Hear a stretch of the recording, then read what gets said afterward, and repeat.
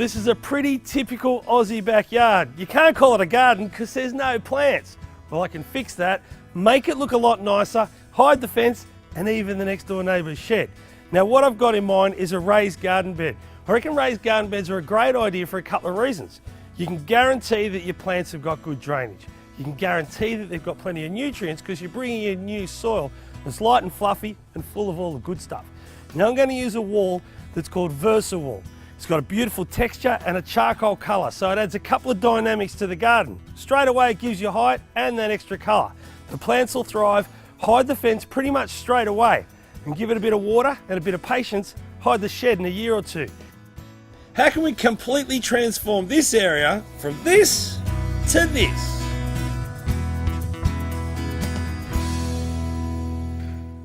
Now the first thing we've got to do is work out where the garden bed's going to go.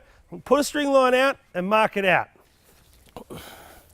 Now I'm aiming for my garden bed to be 1 metre wide.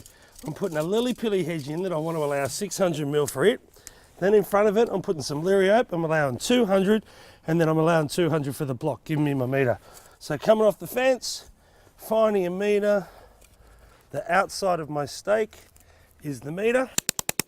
Let's double check it.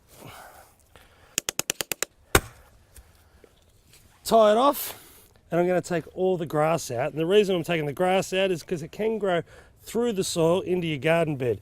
And across the front, I need to dig a footing.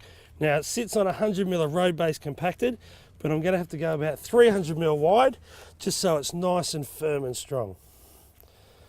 And if you've got some mates that aren't doing anything on a Saturday afternoon, this is a great time to invite them around for a beer.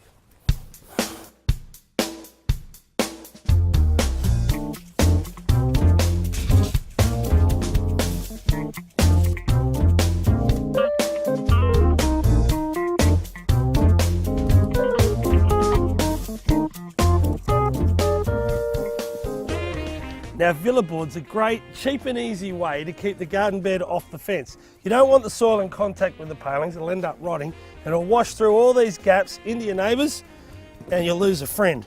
But by putting this up, you can retain the garden bed. Now you can't do this if you had a sloping block and you're retaining everything, but we're just retaining a garden bed like this. The pressure and the weight is going down, not to the sides, so this isn't going to knock over your fence. I'll just tack it off with a couple of nails, work my way along, and when we backfill, you won't even see it.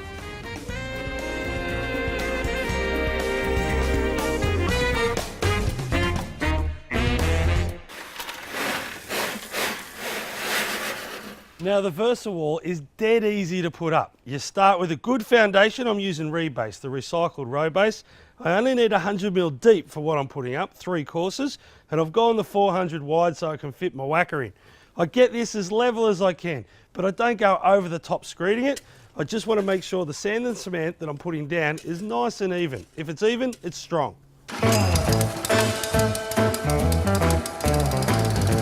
You can hire a whacker for about 60 bucks for half a day, and it's important that you go over it a couple of times. If it's really dry, dampen it down. And if it's too wet and it's sticking to your plate compactor, well, you can throw down a little bit of sand over the top, and that's just like greasing a tin.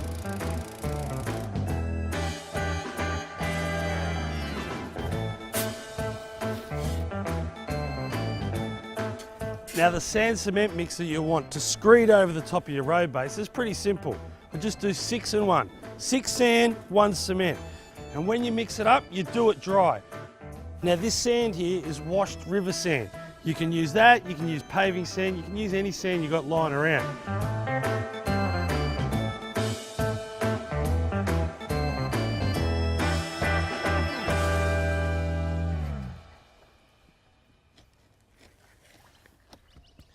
The best thing about these walls is you don't have to mud up between each joint. They lock into each other because of all these lugs here. And the corners are super strong. Now, when you're ordering your wall, one thing to take into consideration are the corners. There are right and left corners. If you see the back of this one, it's completely different to just a normal block. What that is a little groove for the next block to lock into. So this is a right, meaning we're turning right and going down there. At the other end, we'll use a left. And on the next course, we'll use a left. So we get that bond happening. They just butt into each other. We slide one into there, and then we'll set up the string line. The next course will be the exact opposite.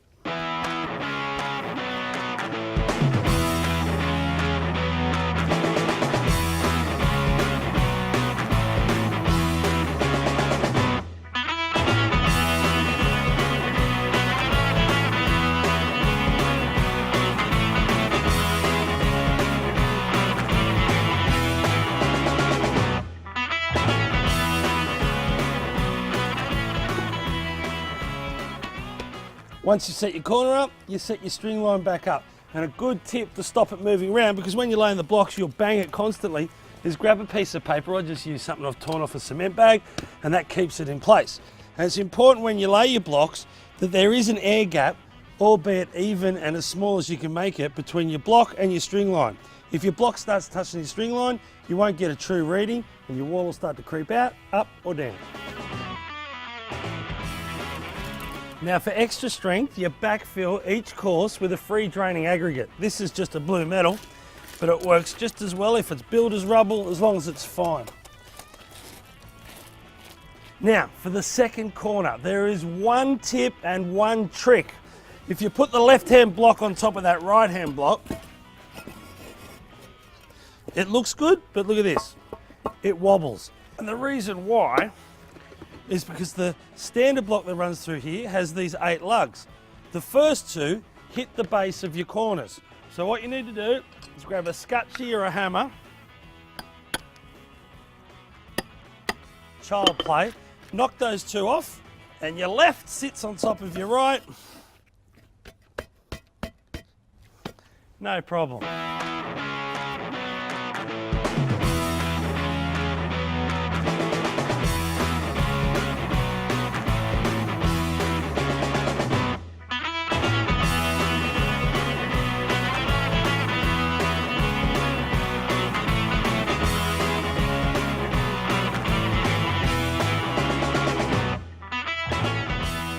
Grab the front of that, Jack. You all right? Now you got to fill the second course. Fill that up for us again, mate. And put a little bit behind it. It kind of brings the footing up and around the side of the wall and encases it. Now, being a freestanding garden bed, we're not worried about drainage here.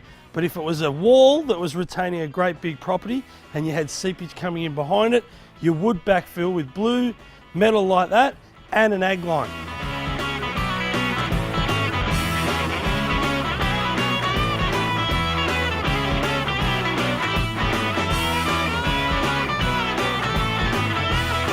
Now to stop the soil going through the wall, I'm going to add some geofabric.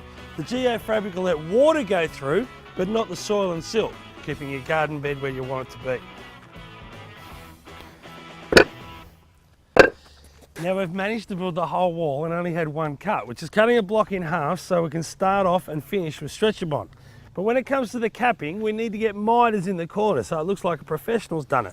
But if you have a look at the blocks, they're longer than they are wide. So if you went from corner to corner, you'd get a cut that was touching at the outside and big wide gaps at the back. Well, the easiest way to do it is without a tape measure and without a ruler. You just find the corner of the 2 blocks and line it up. What you see here is the excess and the excess.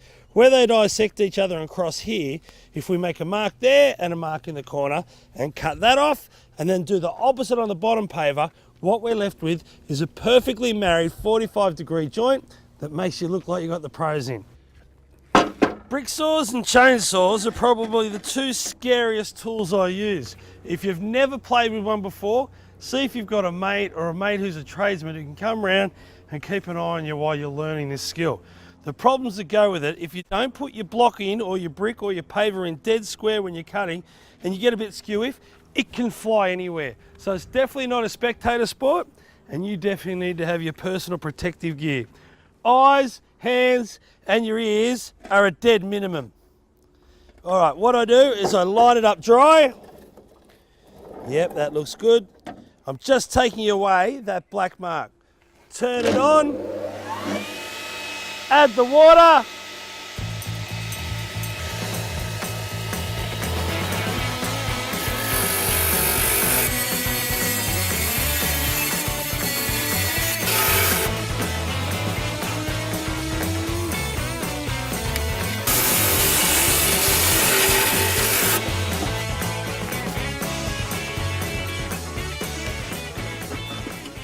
You can see I've got the larger piece and the smaller piece. These are the keepers.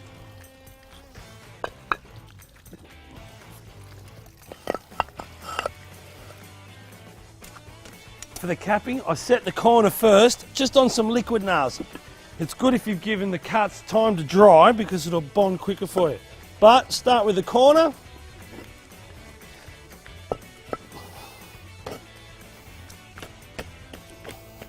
look at that.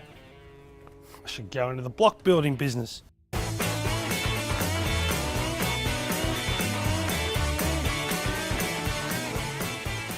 Remember I started by saying if you start level, you'll finish level. Well, look at that there. She's nice and level.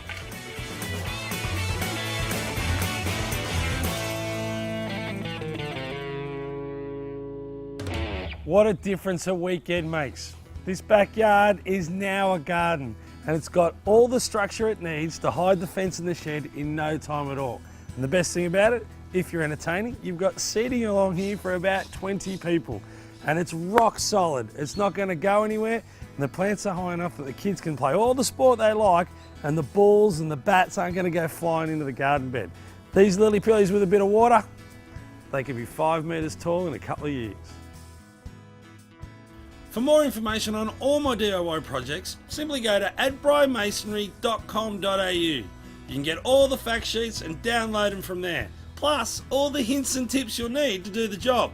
While you're there, check out our inspirations gallery. There's a ton of photos sure to inspire you to get out in the garden and do a job this weekend. Good luck.